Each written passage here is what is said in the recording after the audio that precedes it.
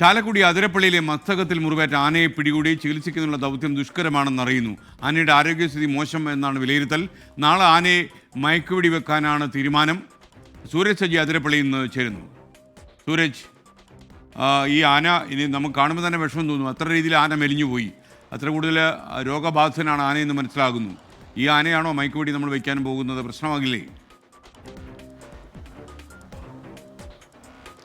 എസ്കെൻ, തീർച്ചയായും അത്തരത്തിൽ ഒരാശങ്ക തന്നെയാണ് വനംവകുപ്പ് ഇപ്പോൾ പങ്കുവെക്കുന്നത്. ഈ ആനയുടെ ആരോഗ്യസ്ഥിതി അതീവ ദുഷ്കരം എന്നുള്ളതാണ് വനംവകുപ്പ് ഇന്ന് രാവിലെ നടത്തിയ പരിശോധനയിൽ കണ്ടെത്തിയിരിക്കുന്നത്. എന്നാലും ദൗത്യവുമായി മുന്നോട്ട് പോവുകയാണ്. ആനയുടെ മുറിവ് കൂടുതൽ ഓരോ ദിവസം ചെല്ലുന്തോറും അതിൽ പഴുപ്പ് കൂടുന്നതല്ലാതെ അതിലൊരു മാറ്റവും ഉണ്ടാകുന്നില്ല. അതുകൊണ്ട് തന്നെ ആനയെ പിടികൂടി ചികിത്സിക്കുക എന്നുള്ളത് തന്നെയാണ് ഇതിൽ വനംവകുപ്പിൻ്റെ മുന്നിലുള്ള പോംവഴി. അതുകൊണ്ട് ആനയുടെ ആരോഗ്യസ്ഥിതി കണക്കിലെടുത്ത് ഈ മയക്കുവെടി വയ്ക്കാതിരിക്കാൻ കഴിയില്ല. അത് മുൻനിർത്തിക്കൊണ്ട് തന്നെ മയക്കുവെടി വെച്ച് ആനയെ പിടികൂടുക, പക്ഷെ അത് അതീവ ദുഷ്കരമാണ് ആ ദൗത്യം എന്നുള്ളതാണ് വനംവകുപ്പ് ഉദ്യോഗസ്ഥർ പറയുന്നത്. നാളെ ആനയെ രാവിലെ കൂടി മയക്കുവെടി വെക്കാനാണ്, രാവിലെയോടുകൂടി മയക്കുവെടി വെക്കാനാണ് തീരുമാനം.